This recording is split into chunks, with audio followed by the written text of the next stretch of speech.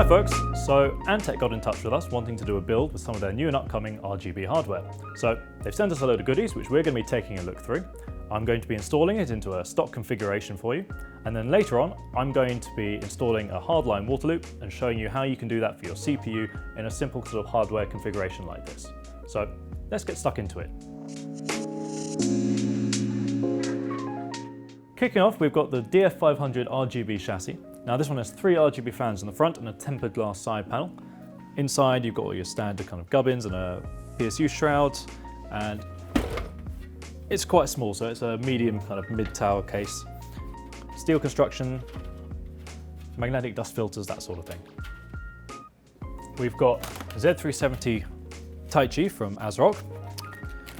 We've got your manual and all your various gubbins. And into the motherboard, we're going to be placing an Intel Core i5-8600K, and then Antec's new 5 series gaming RGB memory. So we've got 4 sticks going in here. Now this is going to be releasing in October 2018. Following on, we've now got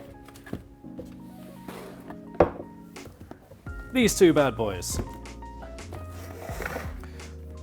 So we've got Antec high current gaming power supply, which is fully modular, which will fit nicely in the bottom without any cable mess, and their new Mercury RGB 240 cooler.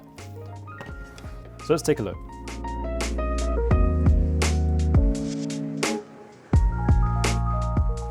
So this unit has a standard thin 240mm radiator with pump housing, which is a nice kind of rubberized finish on the outside, along with nicely braided cables and hoses, and comes with 2 RGB fans, which are going to add all that color to it. And they're connected to a controller on the inside, which means it should all be controllable from the motherboard.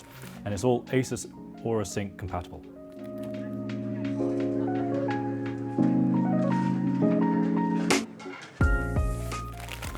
Comes with all the cables in a nice little bag.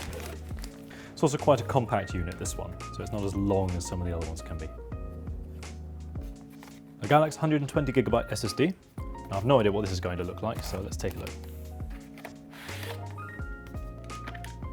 Oh, that's rather fetching. We haven't got a box for this, so we've got a GPU in a bag. So GTX 1060. And last but not least, we have this little device called the Sage, and it's a GPU support bracket. Because obviously, a bit of a problem recently is that graphics cards, as they've been growing, don't always like to stay level and flat when you install them in the motherboard. So this device hopes to alleviate that, because no one likes a saggy GPU. We want a nice, a little perky card in there. And what it does is it connects to the motherboard, and then the other side connects to the GPU, and it's held in place by this retention bracket. That should, in theory, keep it all nice and level, and so you don't have that kind of wobbly, sagging look that you can sometimes get with larger cards nowadays. So all that's left to do now is install it into the chassis and get it running.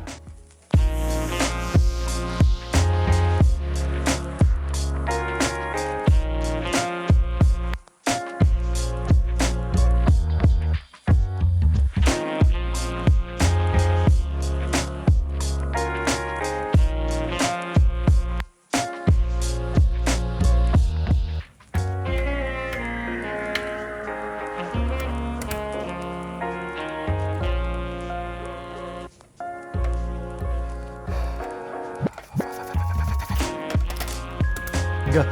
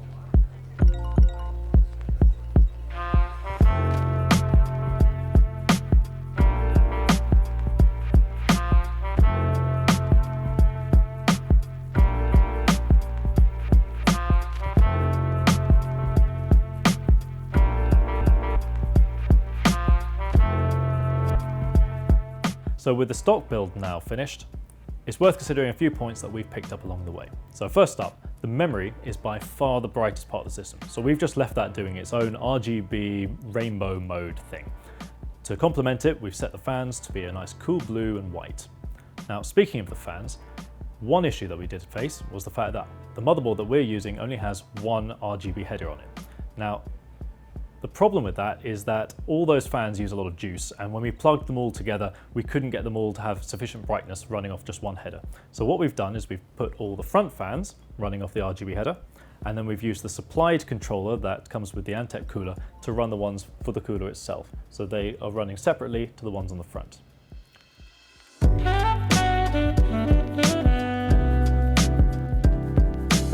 Now the stock system does look pretty good, but this is BitTech, so I think we can do a little bit better than that. And what better upgrade than a hardline water loop? So we're planning on putting a hardline water loop next time for the CPU, and basically showing the sort of thing that's quite achievable in a case and system of this sort of caliber, with minimal modding, and I'll be going through the whole process and walking you through how to do it. So see you then for that.